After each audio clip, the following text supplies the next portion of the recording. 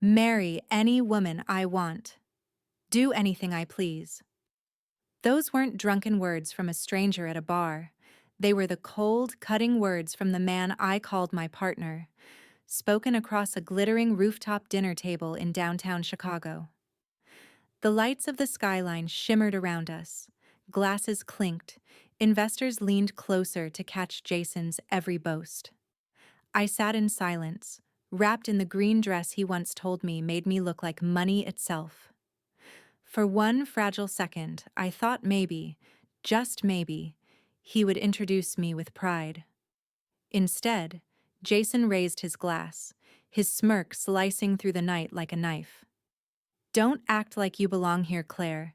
You're just temporary. The laughter that followed wasn't unanimous, but it didn't need to be.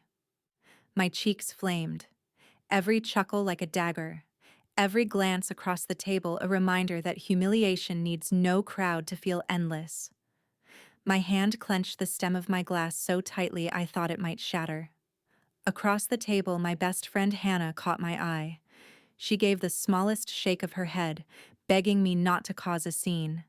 And so I did what I had done 100 times before. I smiled. A quiet, practiced smile. The smile of a woman who had learned to swallow humiliation for the sake of appearances. But inside, something shifted. Something dangerous.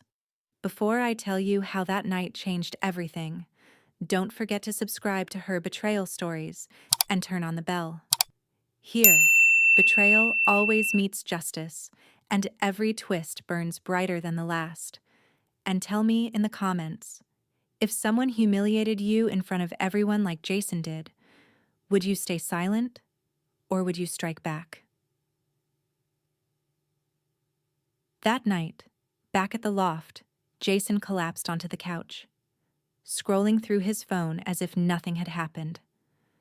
I stood by the wide windows, the city lights winking like silent witnesses to my shame. For years, I had told myself marriage was work, that loyalty mattered, that patience would be rewarded. But the word temporary echoed like a curse. I whispered into the glass, so quietly it felt like a secret vow. It's okay, Claire. He'll know soon enough what it feels like to lose everything. That vow became the seed of defiance. Days later, as I sorted through the mail, a plain envelope caught my eye. Jason had tossed it aside without opening it. Something in me refused to ignore it, and I slid it open. My breath caught. Tenant, Claire Mitchell only. Bold, undeniable. Every lease renewal, every payment, every legal thread tying us to this loft was under my name. For years, I thought we were partners, that I was helping build his dream. But in truth, I had secured the ground beneath my own feet without even realizing it. I pressed the paper to my chest, trembling. Betrayal and empowerment collided inside me. Jason had humiliated me in public, reduced me to a prop in front of investors. Yet all along he stood on a foundation that wasn't his. That knowledge didn't break me. It lit a fire. For the first time in years, I felt the pulse of power. The night he stumbled home late, that fire hardened into resolve. He reeked of cologne that wasn't mine. Tossing his keys onto the counter, he grinned with the same smugness he had worn at the rooftop dinner. "Vegas was great, babe. You should have seen the suite Brandon booked for us. Oh, and by the way, I'll need your card again tomorrow. Business dinner." I stood there, the lease statement hidden behind my back, my eyes fixed on him. He had no idea. No idea that the woman he had just mocked as temporary was the only person holding every card he thought belonged to him. In that silence, I made a new promise.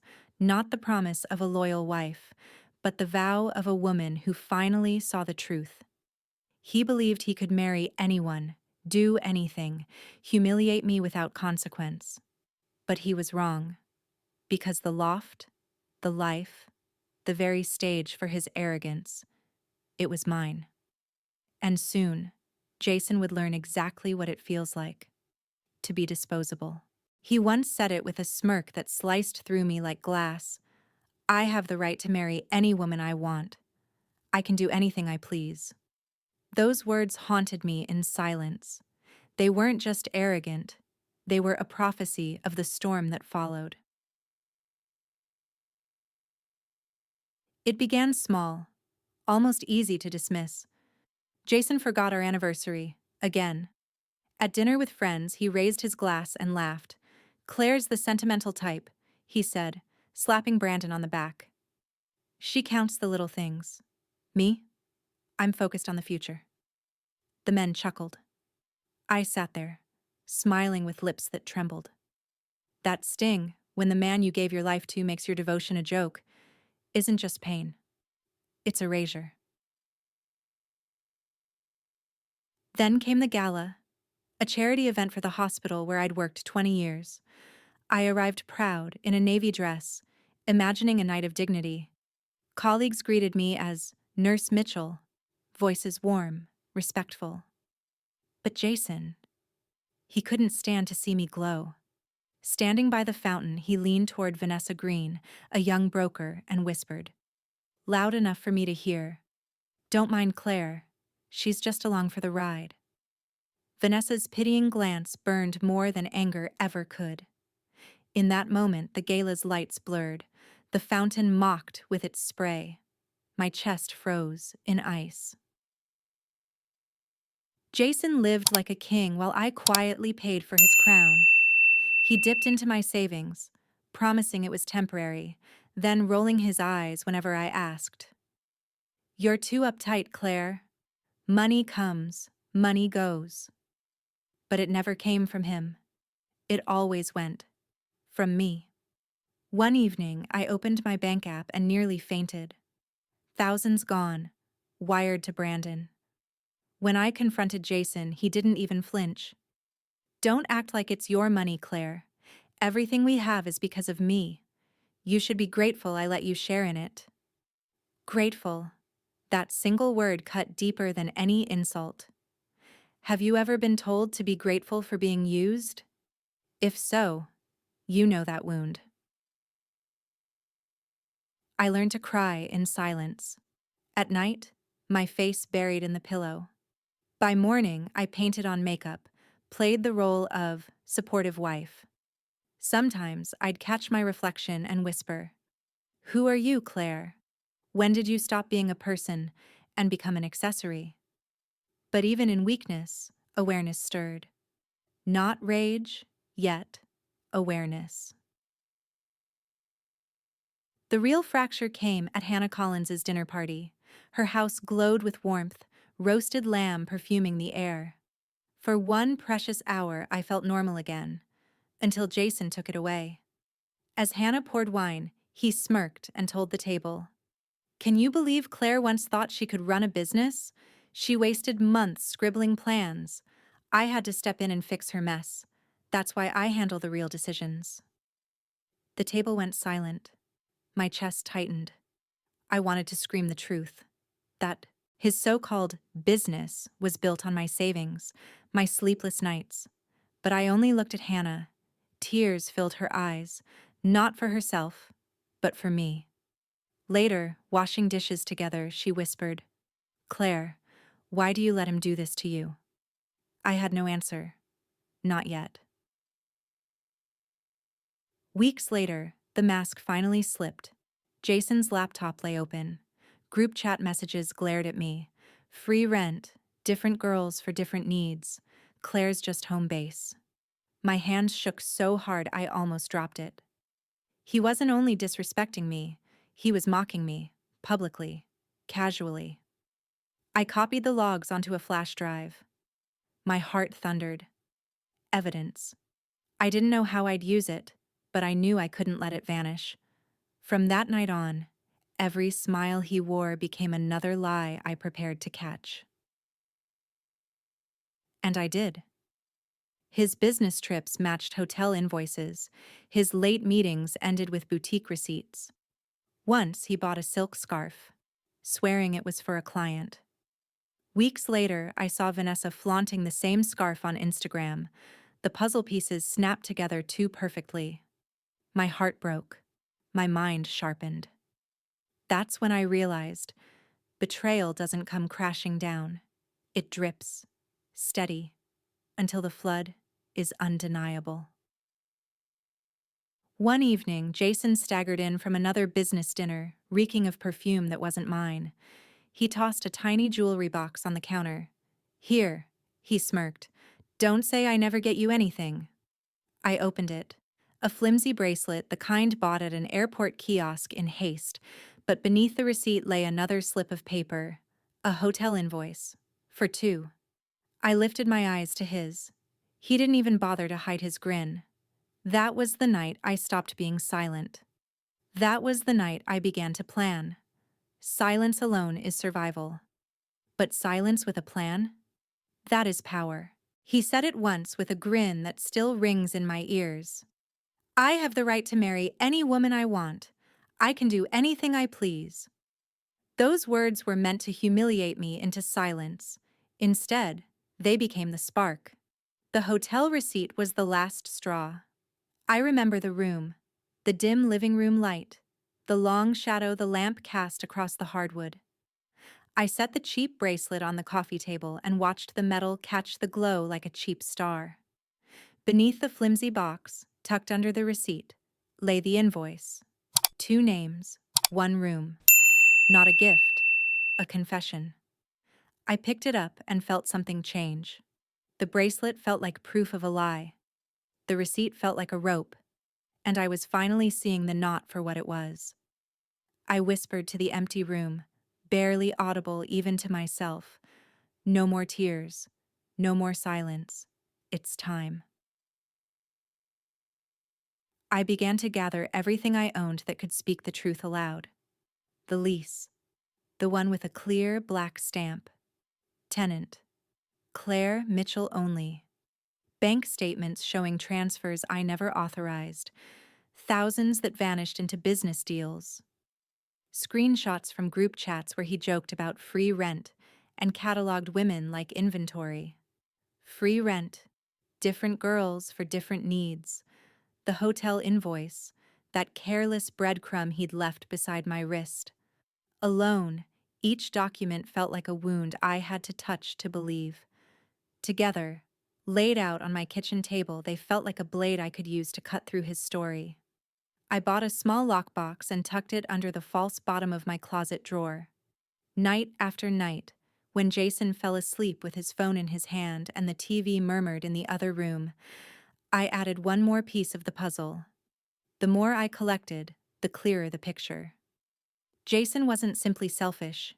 He was a fraud, propped up by my money, my labor, and the silence I had paid for with my dignity. Fear followed me like a second shadow. Some nights I stood before the bathroom mirror and heard his voice echo in my head. "You're nothing without me, Claire. Nobody would believe you." For a scary second I almost believed him. Could I really expose him? Could anyone believe the woman he called temporary? Then I remembered my mother's hands, the day she clasped her old necklace around my throat and said, "Respect isn't given by blood. It's earned through love and kindness. Never forget your worth, Claire." Her voice steadied me like a hand on my shoulder. His words wanted to shrink me. Her words made me stand up. His voice told me I was nothing. Her voice reminded me I was everything he feared. I didn't rush. I moved like someone setting a trap. Quiet, careful, patient. When he asked for transfers, I stalled. "The payment hasn't cleared yet," I'd say, buying days and attention. When he mocked me at parties, I smiled without shrinking. When he sneered, "You're useless," I nodded as if agreeing, but inside, I rehearsed my line. "You'll see. You'll all see." Jason mistook my calm for surrender. He didn't see the nights I sat with receipts spread out like a map. He didn't notice me studying his patterns the way a hunter studies tracks. He didn't see the storm forming under our roof. One evening, I laid the lockbox on Hannah's kitchen table. Steam rose from our mugs. The house smelled of tea and lemon. My hands trembled as I slid the printed chats, bank slips, and that hotel invoice across the table. Hannah's eyes widened. She picked up the paper with a care that felt like reverence. "Claire, this is enough to bury him," she whispered. "Why haven't you acted?" I looked down at the evidence and said softly, "Timing is everything. He loves an audience. When the curtain falls, I want everyone watching." She squeezed my hand until her knuckles grew white. "You're stronger than you think," Hannah said. Her faith felt like oxygen. For years, I'd been suffocating. That night, I breathed again. Then Jason announced his next big plan, a grand investor dinner at our loft. He promised a room full of potential partners, men and women who could hand him the capital to call it an empire. He bragged about the evening as though it were already his victory, not knowing how fragile that victory truly was. An audience. The thought felt like a bell-tolling opportunity. If I had been patient, if I had been careful, this was the night. I began preparing in secret. At the building office, I asked Mrs. Thompson for what I called routine paperwork. She handed me copies of every contract, every renewal. Each document carried my name, where his boasted it belonged to him. When she folded the paper back to me, she looked up with a quiet seriousness. "Keep these safe," she said. I nodded. I already had a lockbox at home. Back at the loft, I opened a private email account and began drafting a single message. Screenshots, receipts, bank statements, assembled into a dossier that would land in inboxes with the click of a button. The draft sat there like a loaded gun. I practiced breathing, practiced my voice. Empowerment has a way of changing your back. For the first time in years, my shoulders didn't slope. I met his gaze when he passed, and it surprised him. One night he sneered at me. "What's with the attitude? Think you've grown a backbone?" I leaned in, voice steady as stone. "Maybe I have." He laughed and walked away, but laughter sounded thinner that night. I heard an edge beneath it, the first note of real fear. On the eve of the investor dinner, I stood by the window, the city a field of scattered lights below. I rehearsed my words quietly. "This loft is mine, and you, Jason Carter, are trespassing." The syllables sat in my mouth like iron, cold and true. I didn't know every step these night would take. I only knew the destination, truth. Later, as Jason fell asleep with his phone on the nightstand, it buzzed. I glanced, then froze. A notification from Lauren Hayes. "Jason, we need to be more careful. If Claire finds out, everything could explode." Lauren, his lawyer. My stomach dropped. He had allies. He had cover. For a heartbeat, the plan felt fragile, almost ridiculous. Then I remembered how long I'd carried the weight of his choices. The plan became more necessary than ever. I slid beside him in bed, staring at the ceiling. The room breathed quietly. The truth had teeth now. It only needed a moment to bite. He thought his lawyers and charm would protect him. He had no idea the truth was already in my hands. He once said it with a grin that still echoes in my bones. "I have the right to marry any woman I want. I can do anything I please." Those words had humiliated me once. But tonight, under golden chandeliers and polished silverware, Jason was about to learn what happens when arrogance collides with truth. The loft glowed with soft amber light. Candle flames bent and flickered, casting fractured halos across exposed brick. Crystal glasses caught the glow, glittering like prisms.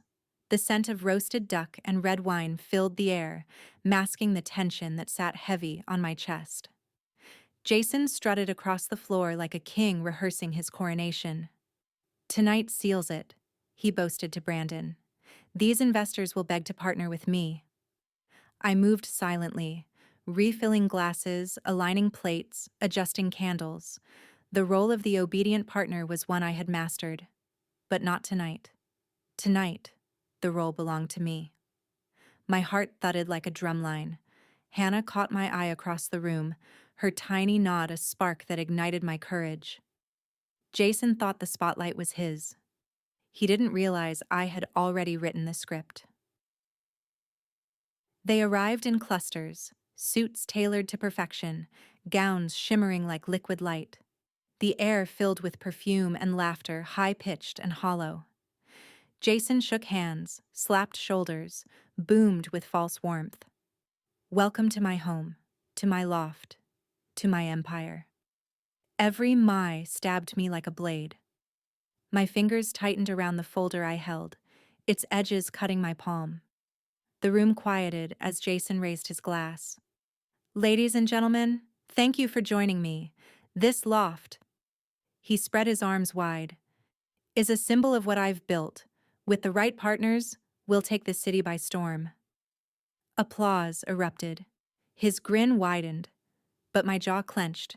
His loft? His empire? I could almost hear the ink on the lease screaming otherwise. I stepped forward, steady and deliberate. Actually, Jason, there's something you forgot to mention. The room froze. His smile faltered. I placed the lease papers on the table, the bold letters unmistakable. Tenant, Claire Mitchell only. Gasps ricocheted around the room.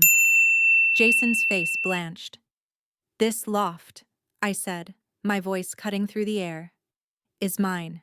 Every contract, every payment, every tie, mine. You've been trespassing in my life for years.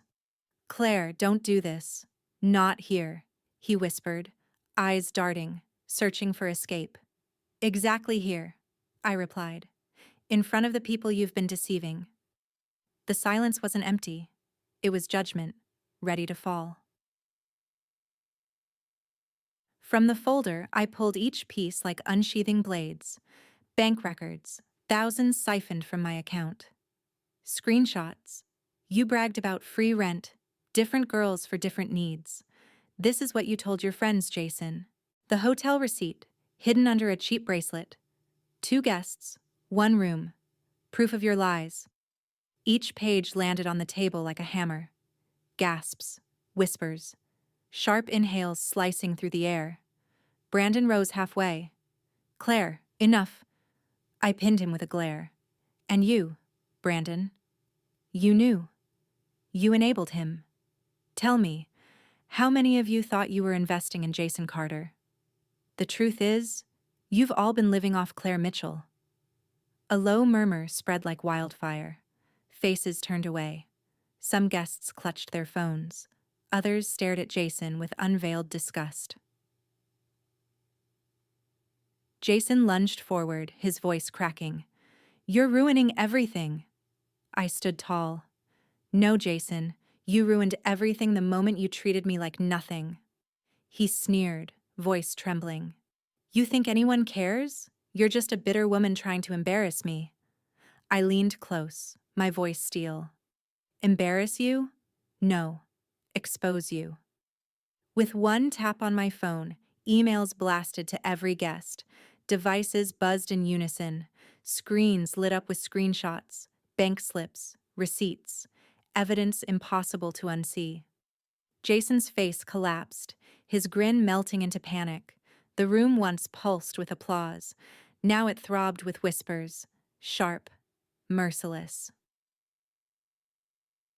Claire, stop, please. You'll regret this. Jason stammered. Before he could continue, my phone buzzed. I pressed speaker. A woman's voice sliced through the silence. Jason, I warned you. If Claire finds out, it'll all explode. You can't cover this anymore. You're exposed. Gasps again. Lauren Hayes, the lawyer he thought was his shield, had just nailed his coffin shut. Jason lunged for the phone, but I raised it high, stepping back. There's your proof, I said. Even your lawyer admits it. Jason's knees buckled. He dropped into a chair, face buried in his hands. One by one, The guests rose. Quietly, without a word, they slipped away. Investors who had shaken his hand minutes earlier now avoided his eyes. Brandon muttered excuses and vanished. Vanessa, the woman he once flaunted, paused only to glare before turning sharply on her heel. Her stilettos clicked across the floor, each step a nail in his coffin. The king was dethroned, and I, once temporary, was still standing. I turned to the shrinking crowd, then back at Jason. If you've ever been used, disrespected, silenced, don't stay quiet. Respect isn't given. It's earned. My words weren't just for them. They were for me. For every sleepless night, every tear I had buried. For every woman watching this who has ever felt invisible. Somewhere, women like me were holding their breath, waiting to see if I would falter. I didn't. Finally, Jason raised his head, eyes bloodshot and hollow. You'll regret this, Claire. I'll fight back. You can't erase me. I gathered the papers calmly. I don't need to erase you, Jason. You've already erased yourself. I walked to the door, spine straight, head high. Behind me, his empire lay in tatters, deals shattered, pride crushed, allies gone. The night air greeted me like a baptism, cool, sharp, cleansing. Behind me, Jason sat in the ruins of his lies. This isn't revenge, I thought. This is justice. Because vengeance devours, justice restores. And for the first time in years, I felt whole. He once declared to anyone who would listen, I can marry any woman I want. I can do anything I please. Those words had humiliated me once, but now, walking out of our loft into the night air, they sounded different. Like the dying boast of a man whose empire was already ashes. The city stretched wide before me, its skyline lit in molten gold. The cool air cut across my cheeks, sharp and cleansing, almost holy. Behind me, Jason sat inside the loft, surrounded not by admirers but by evidence. Bank slips, screenshots, contracts that reduced his grand persona to rubble. I carried nothing with me that night. No suitcase, no jewelry, just the truth. And somehow, the truth was lighter than any possession I'd ever owned. For the first time in decades, I felt free. Freedom doesn't come with trumpets. It arrives quietly, like breath after nearly drowning. The collapse of Jason's world was swift. Within days, whispers spread through the same cocktail circles that once adored him. Investors pulled out of deals, citing conflicts of interest. Friends who once hung on his every word now crossed the street to avoid him. Even his family, those who had defended him, who praised his charm, couldn't ignore the evidence. Soon whispers turned into headlines. On my phone screen one morning, the free rent fraudster, Jason Carter's empire built on lies. I didn't need to add commentary. I didn't need revenge posts or public statements. The documents I had released told the story better than I ever could, and the world believed the truth. While his reputation collapsed, I worked on reclaiming my space, my home, my dignity. Mrs. Thompson, the building manager, met me in her tidy office, papers spread before us. Claire, she said gently, it's all here. Every lease, every renewal, your name alone. He has no legal ground. Her voice steadied me. A judge's order soon followed. Jason Carter was to vacate the loft. I stood at the window the day he left, arms crossed, heart steady. He shuffled down the sidewalk, cardboard boxes stacked precariously in his arms. The man who once strutted, glass of champagne in hand, claiming his home, now carried his empire in corrugated cardboard. It wasn't revenge, it was closure. There is a peculiar silence in watching someone who believed he owned the world reduced to packing tape and broken pride. Justice, however, does not erase pain in an instant. Night still came when I woke with tears on my face, echoes of laughter and humiliation replaying in the dark. Betrayal leaves scars invisible to the eye, but heavy on the chest. That's when Hannah stepped in. She arrived with steaming mugs of coffee, her laughter filling the loft like sunlight. Together, we painted the walls, a soft cream that replaced the gray shadows Jason had left behind. Each stroke of the roller felt like reclaiming space, not just the apartment walls, but the walls of my own heart. The scent of fresh paint hung thick in the air, sharp and clean, as though the loft itself exhaled years of poison. As we worked, Hannah looked at me and said, "Claire, you're not just surviving, you're rewriting the story." For the first time, I believed her. There's something I need to tell you, watching this story. When someone diminishes you, mocks your worth, or uses you, it says nothing about your value. It only reflects their emptiness. For too long, I believed Jason's words. I let them echo in my head. That I was nothing. That I was temporary. That I should be grateful. But the truth? I was the foundation. Without me, there was no loft, no so-called empire, no story for him to brag about. If you've ever been told you are worthless, know this. The loudest voices of contempt often belong to the weakest souls. People often asked me later, "Claire, didn't it feel good to destroy him?" Here's the truth. I didn't destroy Jason. He destroyed himself. I simply stopped protecting him from consequences. That is the difference between vengeance and justice. Vengeance consumes the one who seeks it. Justice restores balance. And what I felt wasn't the thrill of his downfall.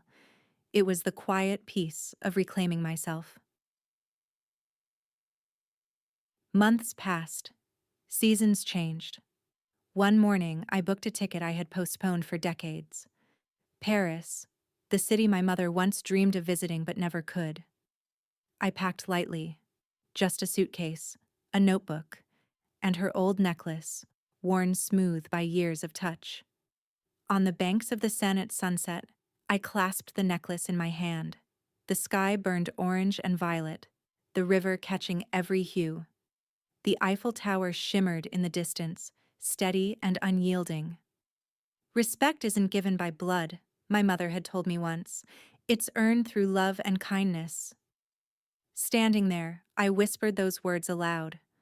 For the first time, they weren't just memory, they were truth I had lived. The city's lights flickered to life across the water, like 1,000 small promises. Renewal, freedom, dignity. For years, Paris had been a dream I'd postponed for someone else's comfort. Now, it was a dream lived on my own terms. Now, I turn to you. Have you ever stayed silent when you should have spoken, just to keep the peace? Have you ever poured everything into someone only to be treated as if you were nothing? If so, then you know my story. And I want you to know, you are not alone.